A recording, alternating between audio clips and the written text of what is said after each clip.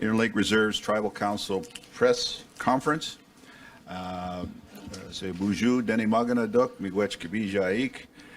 Welcome you here this morning. We're here to discuss a call on the federal government to urgently address funding shortfalls for Jordan's principals within the Interlake Reserve Tribal Council communities. As you all know, Jordan's principle is to support communities in accessing essential services for First Nations children and their families. And this promised support has been slow and incomplete to get to the communities. So I'm going to introduce you to Carl Zednick, the Interlake Reserves Tribal Council, to give us our opening prayer and opening remarks. Thank you. All right, let's pray.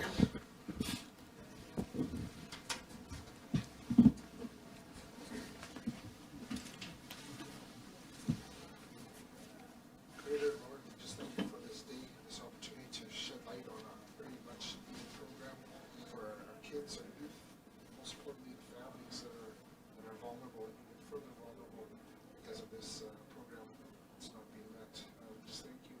We ask you for wisdom and guidance today, and also to stand on unity with strength. In Jesus' name, amen.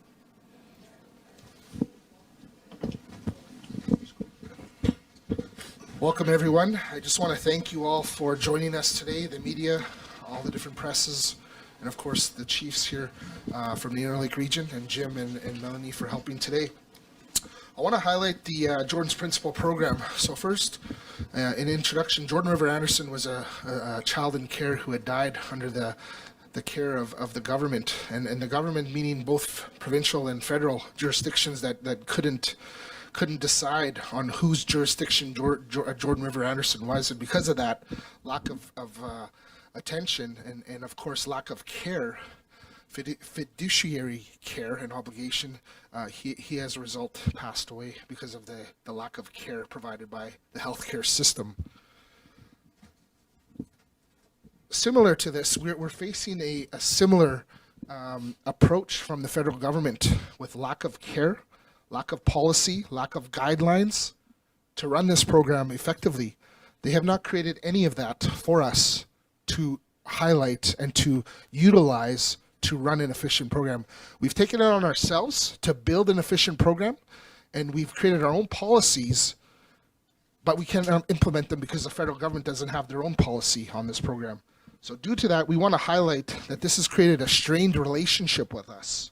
It's been difficulty to administer it because we have no policies from the federal government to guide us. However, we've created our own, again, but because they haven't implemented theirs, well, how can you implement yours? The past 8 years, IRTC has been held financially accountable. We passed all our 8 years of audits with unqualified opinion, and I take great pride in that as a CEO. We have proven ourselves to work with others. I have a commerce degree in business. I know what I'm doing in business. And this financial accountability, I hold with great honor to hold that every dollar we have is spent fiscally responsible. So now it's time for this Indigenous Services Canada to be held accountable for the things and the good faith that they pretend in these offices and share that they're going to spend and share with us. Well, today it's a result of bad faith for us. So to that notion, I just want to highlight the government's and its failure in meeting our fiduciary needs and also failing their own fiduciary duty and obligation in attending to First Nation jurisdiction. Miigwech.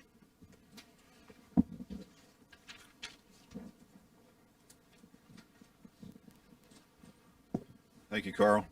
So we have the Interlake Chiefs here. I want to turn the mic over to the Grand Chief of IRTC, Cornell McLean, to give us some opening remarks as well.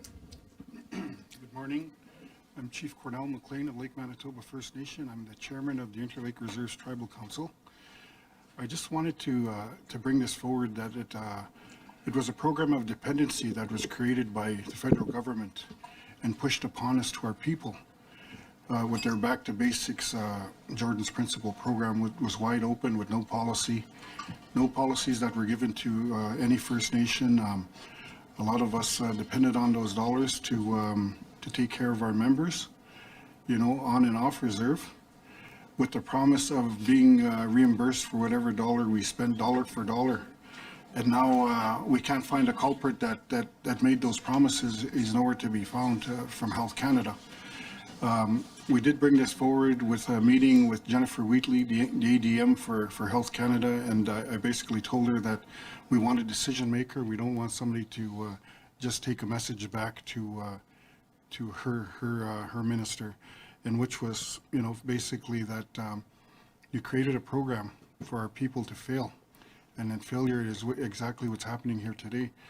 IRTC is out about $1 million of reimbursements, and we were told that we would be able to meet with Health Canada to resolve that issue. That's monies that we've taken out of other programs to meet the demand, meet the needs of our people, for food, Pampers, wipes, pay rent for them, and provide respite, because the Jordan's Principal program, you're giving back to basic, you're giving basic needs, all of these programs. And what ends up happening right now today is that all the chiefs, the leadership is all over Facebook because we spent all the money. Well, that's not the case, as you heard from the CEO, that, we had a review done by the senior officials from Ottawa. We came out of that with flying colors. We showed them all our reports, all of our spending, and, we just wanted to make sure that we were going to get the New Year's funding, which was this year. And we have funding letter agreements, commitments from the government, and my reasoning to them was, are you gonna hold your obligation to pay those to the Interlake Reserves Tribal Council? Because we have over 1,500, 2,000 members, families that we take care of week in, week out, and we can't even, provide any POs for food, POs for, anything, winter clothing. Some kids are going without. All we're asking for the federal government and Health Canada here in Manitoba is to, hey, follow the tribunal decision. There was a tribunal decision that was, you have to reimburse in a timely fashion, and then after that decision came out, well, lo and behold, everything was cut off. It wasn't us that created that debt for Health Canada, that $551 million that they speak about. It was that little man at the office here on St. Mary's that, approved everything, and then all of a sudden you can't find the guy. So, we're not trying to lay blame on anybody. We're just trying to hold them accountable. They have an obligation to the Jordan's Principal Tribunal decision to pay, and I think it's unfair that they're using this decision because we didn't agree with the long-term reform. I think that needs to be addressed, and our kids are suffering because of that leveraging by the minister, who wouldn't even meet with us in Ottawa. Miigwech. Thank you, Cornell. I'm going to ask each and every one of the chiefs to say a few words. I'll ask Chief Lawrence Latander from Dauphin River First Nation to say a few words. Good afternoon, everyone. After the meetings in Ottawa this past week, First Nations leadership in Manitoba is horrified by the information shared of impending changes to the Jordan's Principal funding. Jordan's Principal funding was structured as a back-to-basic approach. A child has a need, and through Jordan's Principal funding, the nation ensures that need is met. This government has now abruptly and last minute flipped the script and put all the pressure and onus on leadership in communities and to begin making massive cuts to children. First Nations should not have to beg for information concerning upcoming funding for children in need in their communities, nor should First Nations have to go without support to their children. This was not the Christmas gift we want for our children. Let me remind Trudeau and his ministers that Jordan's Principal was established after the short and painful life of Jordan River Anderson, a young boy from Manitoba who died due to the disorganizations of governments. We note that $12 billion has gone to the support of Ukraine. However, Jordan's Principle only received $3.5 billion. I note that First Nations stand with Ukraine and we wish to help them when we can. However, when our First Nations children here in Canada are denied funding that has been promised, we cannot idly sit by. We are aware of the looming federal election and would be beyond disappointed in Trudeau and his ministers if this is how they choose to treat First Nations children, communities, and First Nations leaderships. We demand that the funding change be reversed and to instead invest in care and love for the children of this country. Thank you. Thank you, Chief. I'm going to call on Chief Tony Travers, Kinoshchigan First Nation. Say a few words. Good morning, or good afternoon. Chief Tony Travers, Kinoshchigan First Nation.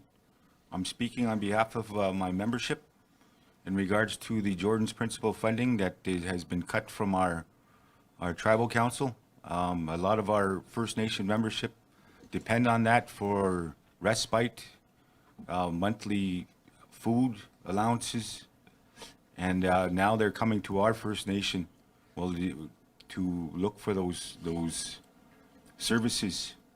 So we are currently providing those services that have been cut from our tribal council's programs.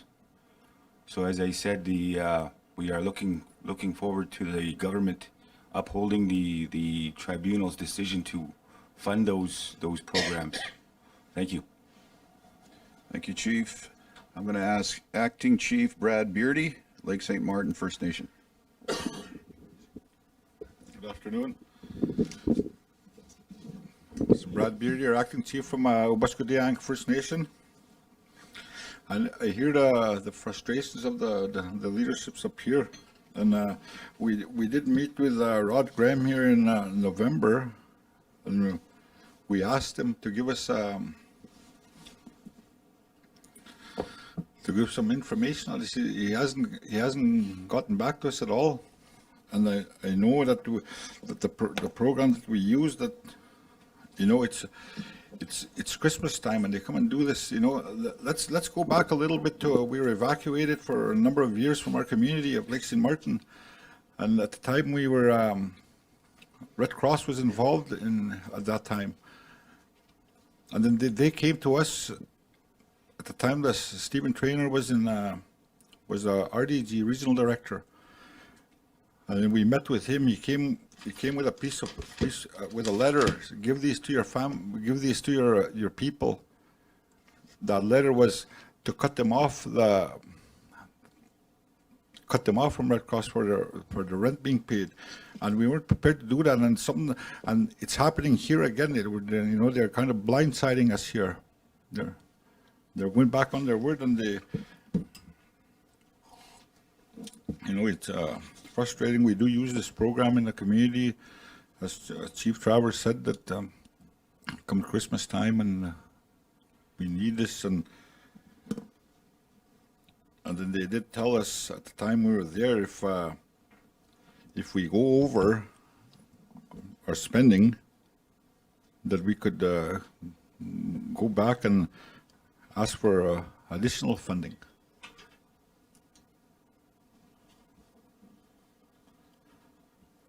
And then so far, yet, like I mentioned earlier, that was in November. We met with them, and they haven't come back to us at all with any answers. I'll leave that. Thank you, Chief. I'm going to call on Councillor Daryl Shorting, Little Saskatchewan First Nation. Hi, good afternoon, everyone. I'm happy to be here today and to show support to our neighboring communities in the Interlake Reserves Tribal Council. I'd like to start off by saying there was no outline, no policy, an open book with no guidelines. And we know that the federal government, and we showed and expressed our concerns in that area from Little Saskatchewan to the government. And it was just like, go ahead, keep going, keep spending, keep helping. And I did mention that to our chief and our counselors from the Little Saskatchewan First Nation. I'm scared that what they're telling us is going to come crashing down one day or another. With no guidelines, open book policy. It's very, very fearful when you're a First Nation person in this country called Canada.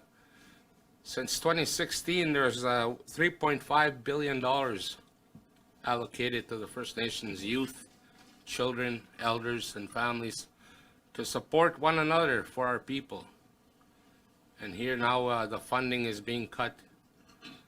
And it saddens me to hear that triple the amount has gone to a war that has nothing to do with us, First Nation people.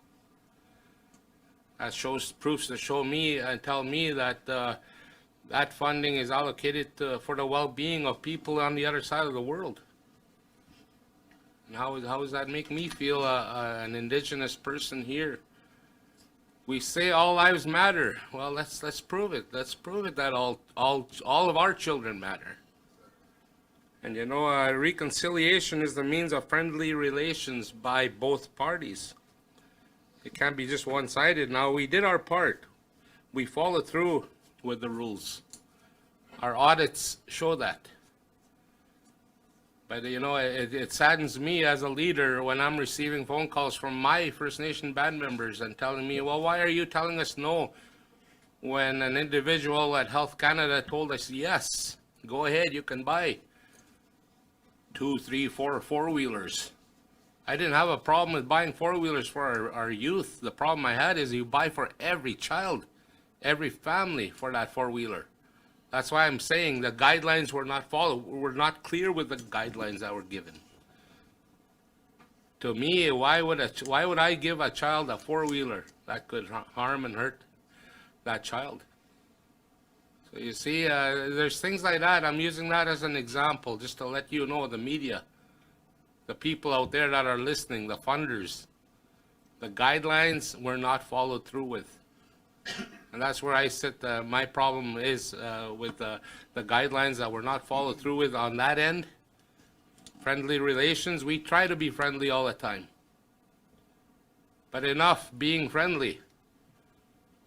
If things aren't listened to on our end here, I will shut down number 6 highway. I'll start from there and I'll leave it there. I hope this doesn't fall on deaf ears again, because it's getting repetitive with these meetings time and time again. We need the help to help our people. And the most fearful thing I have is going for our First Nations here to go to MNP, BDO, and all the other people that are there to show good working, to work with our First Nation, but they're not there for us, for our well-being. We have to take money from other programs to support our families. We need to pay back those other programs. If we don't do that, we have a risk of going into third party. Those are my comments today. I thank you for giving me the time to express my concerns. Thank you, from Little Saskatchewan First Nation. Thank you, Councillor. I'd like to ask Chief Stan Bird, Peguis First Nation. Good morning, everyone. My name is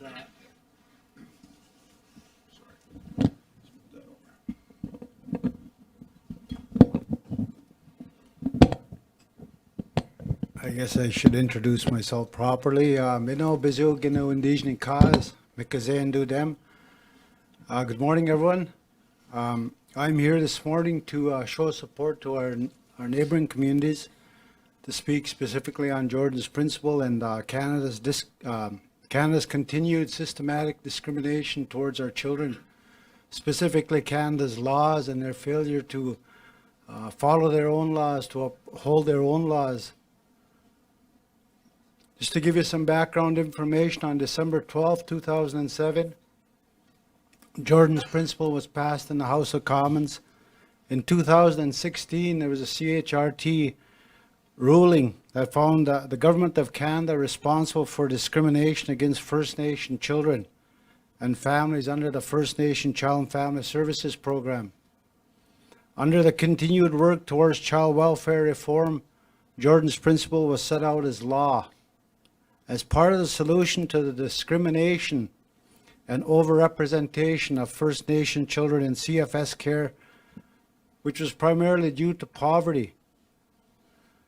The CHRT rulings and Canada's non-compliance started in 2016, where the CHRT, on a ruling of May 10, 2016, Canada was to implement the full meaning of Jordan's Principle, where Jordan's Principle was not only for the First Nation children with disabilities.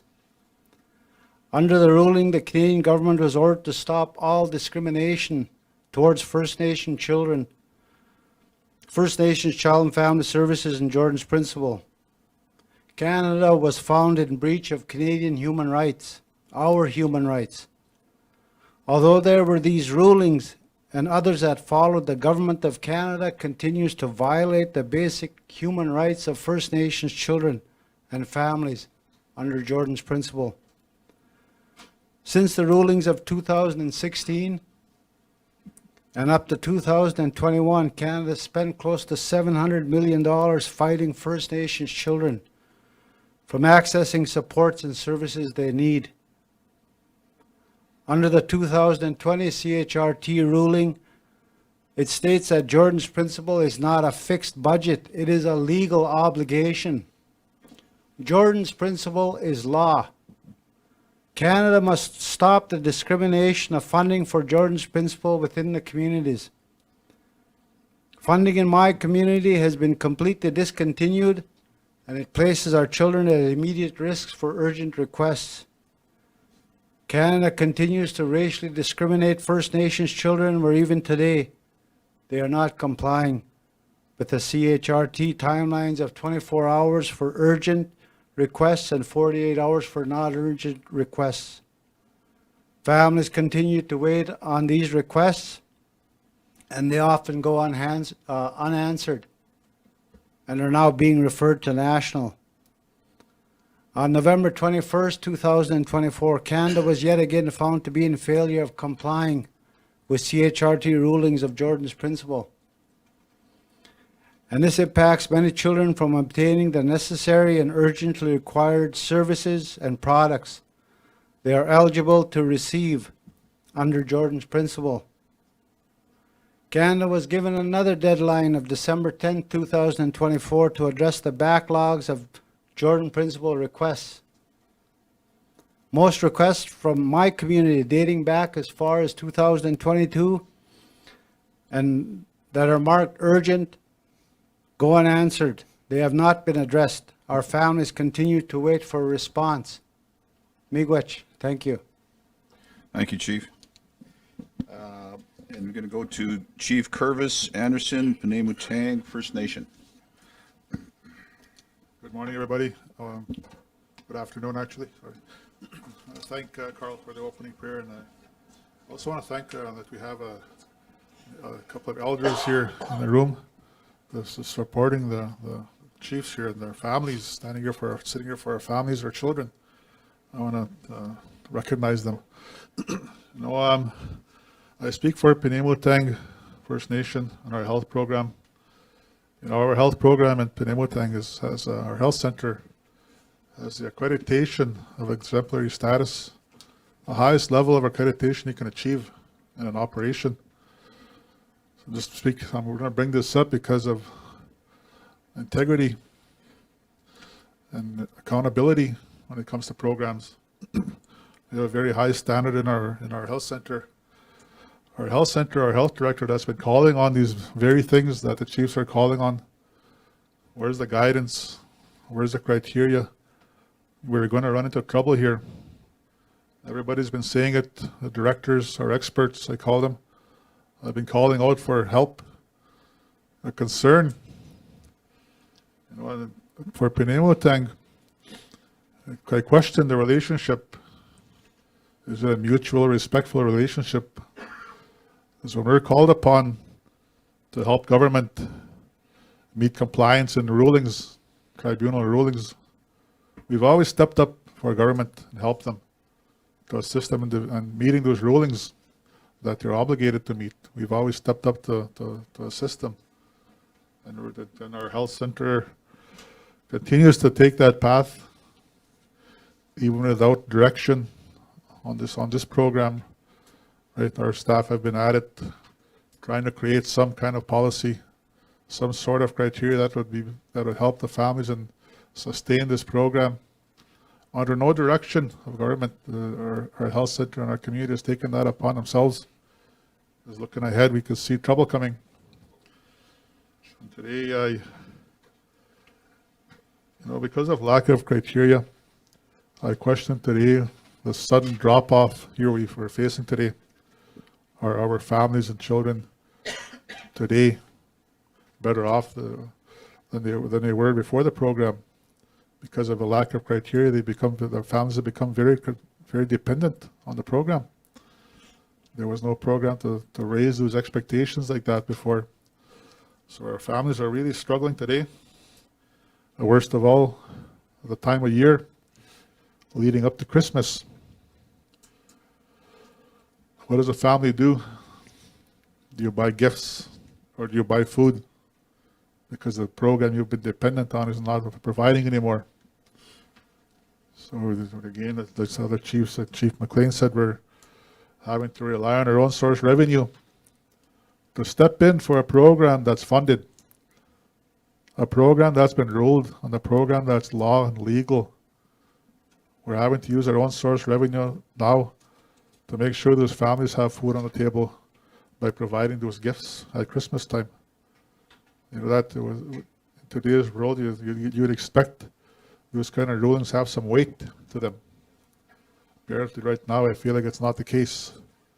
Our families, once again, are going without. For Penimutang, we had the go-ahead that you've heard from other chiefs, from the regional staff, coordinator, in a meeting in April. I had 2 proposals coming for Penimutang, and I was cut off mid-sentence, having it stamped. Yes, approved. So are you relying on the relationship that Penimutang has with government, mutually working together with what I expected to be a mutual, respectful relationship? We acted on those promises, those verbal promises, because what are you supposed to expect when the guy's stamping your approval mid-sentence? And now because of the clawbacks, we're carrying that program now. This is so many times we're carrying that program. We're carrying prevention. We're carrying Jordan's principle out of our own source revenue, our own dollars. And this is something that the rulings were supposed to address, that we don't have to rely on our own source revenue they're supposed to provide. But here we are, full circle, supporting a program that's been ruled on, or a program that has a tribunal ruling on it, but we continue to provide for it. So I just want to finish off here with, again, who is left to explain? When something goes wrong in First Nations, it's always the chief and council that face a retribution of what happened, what did you do? We didn't do anything here. I can stand with the chiefs and the council. We didn't do anything. We provided the families with no guidance, no criteria, no policy on what shouldn't go.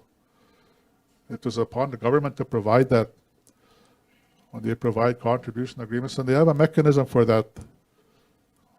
They can pretend they have to create it, that they don't have it. Every dollar that comes to the First Nations comes with a contribution agreement which has guidelines on how to spend it. Why couldn't that be the case here? Too much work? Or are we being set up? So with that, I want to finish off with that and finish off that it is the government that should be held to account for what's going on here. And it's shameful to do this at our children, and a child's most important part of the year, the time of year they look forward to, Christmas time, and not to do this just before Christmas. I call that shameful. And everybody says that they carry on, that every child matters. They fully support that. I don't see any support today for every child matters on behalf of the government. This is the time of year, again, Christmas is what children look forward to. I know their families are up in the air, and we're having to step in, and we are. Being able to thanks own source revenue will provide for those children to make sure they all get a gift. But I'll leave it at that. That shouldn't be the case. Government should be providing here, as ruled upon. Thank you. Thank you, Chief. So at this point, we do have the media here. Are there any questions that you'd like to ask?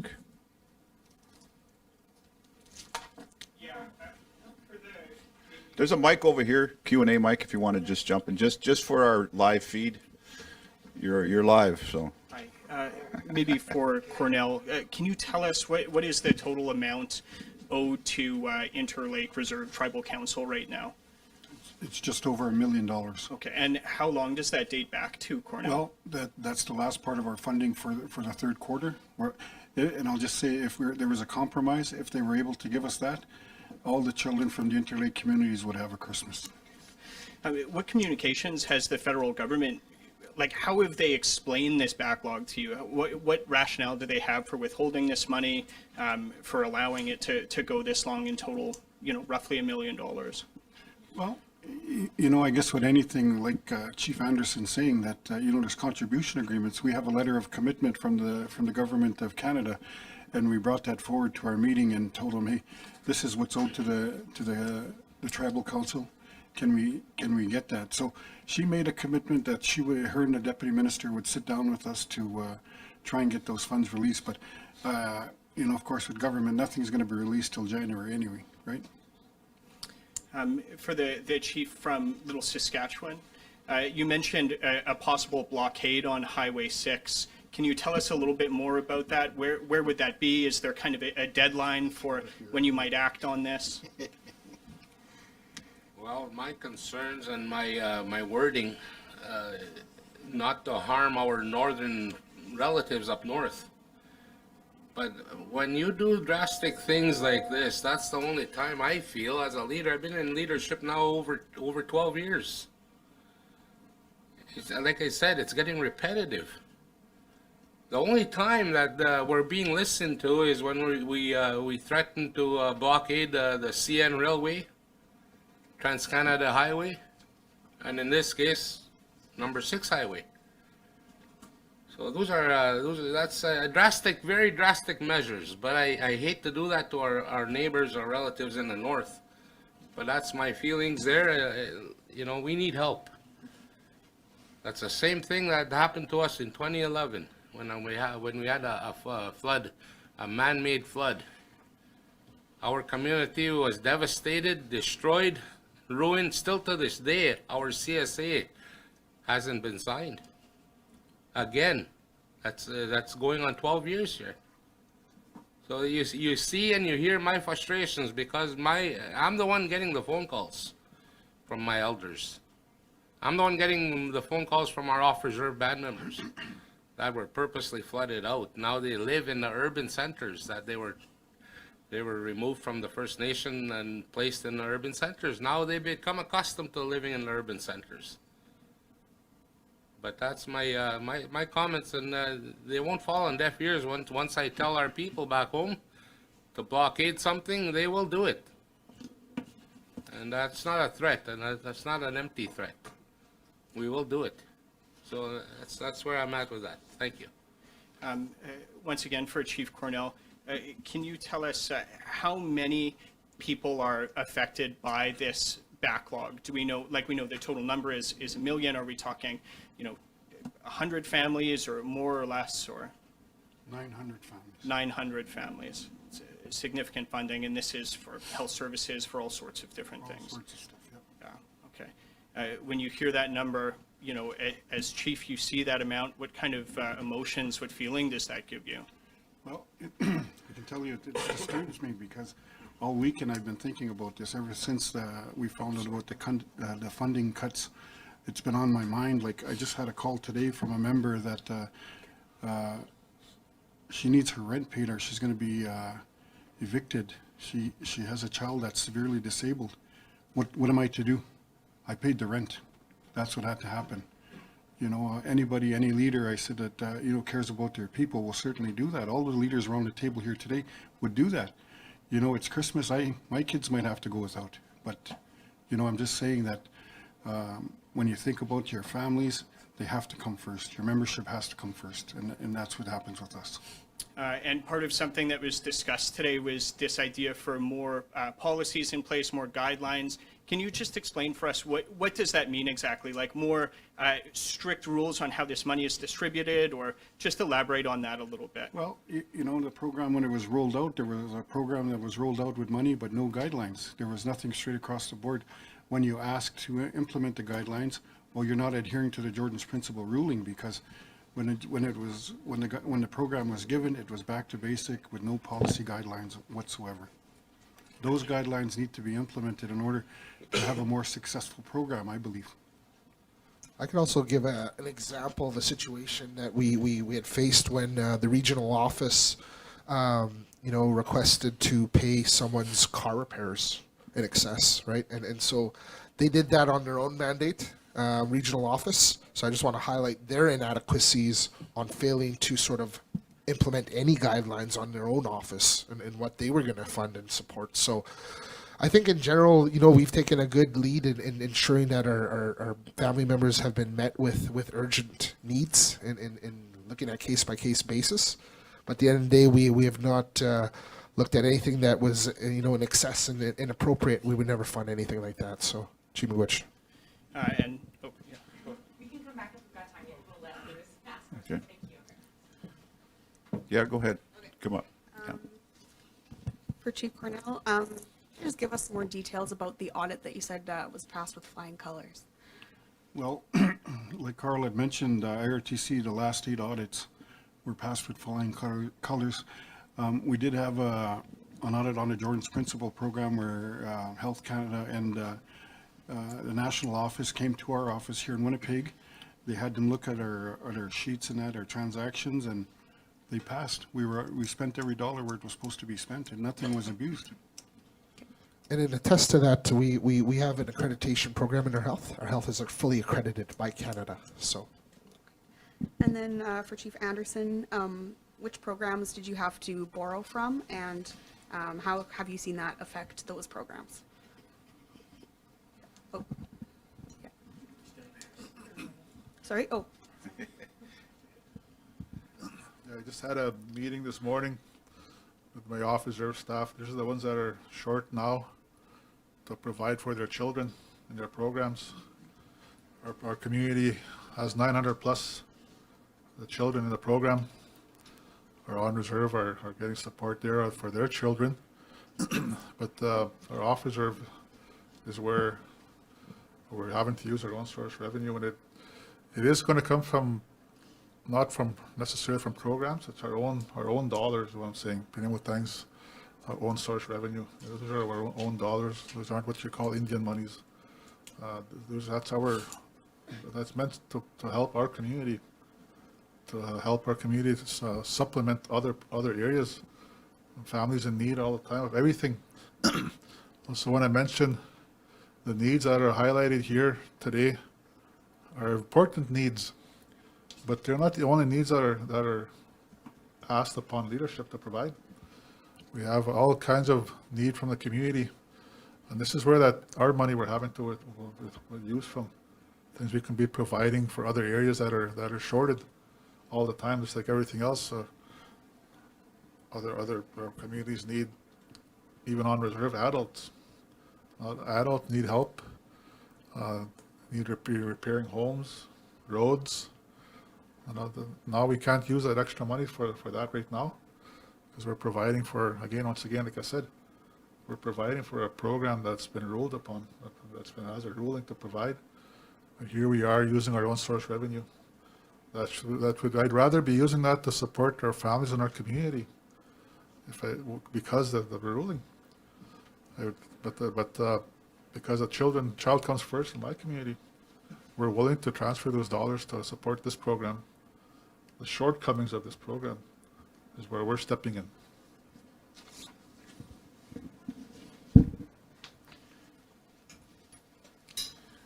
So this question could be addressed to any of the chiefs. Can you move that mic up? Oh. Just move it up, sorry. There you go. Thank you. So a lot of the families that we speak to who are trying to access Jordan's Principle talk about these departmental barriers or bureaucratic barriers where the cases sort of pass to a different department or they're told to access it through NIHB. What needs to be done to remove these bureaucratic barriers? So, when Chief Bird said that they're being sent to the region and then 12 hours to 24 hours response time, that ain't happening. There's more denials than anything that's happening rather than approvals, because we had a young girl from Lake Manitoba. I'll just tell you what was sent to Toronto for stem cell surgery. It was a trial, and we had sent that into the department over a week for a response. So the community just covered it because we couldn't wait. This was a trial for this young girl. We didn't want to lose her. So she went and we got a denial back. So what does that tell you? Whether the program works or not, who's making these decisions? Because they said went to the national office and that was what we got back, a denial. Thank you. And this question is also for Acting Grand Chief Colonel McLean. Do you have any update on the health of Jerry Daniels and how long you expect to be the interim chief for SCO? No comment. This is not about Jerry Daniels here.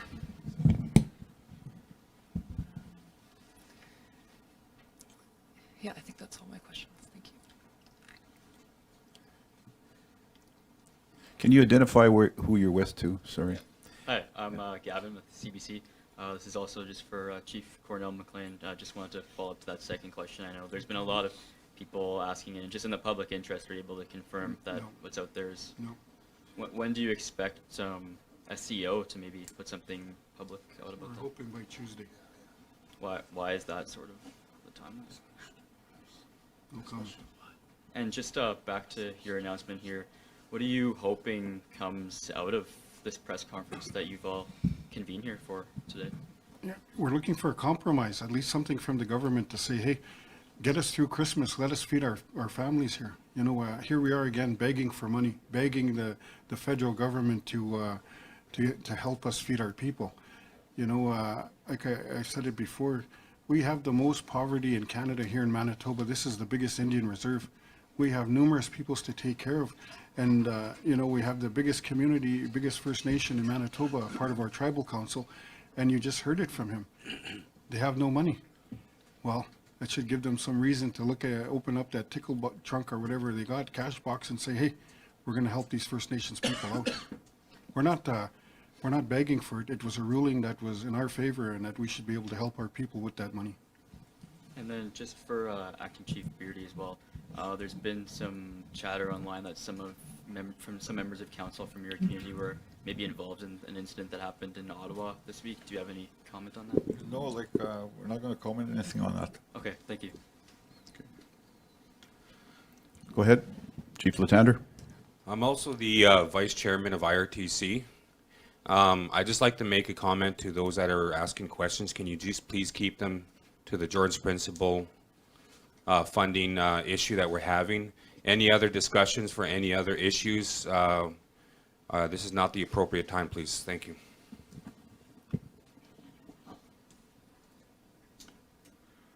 Go ahead. Councilman Daryl Shortingville, Saskatchewan. The funding that we're speaking of here today, and I totally agree with what was previously said.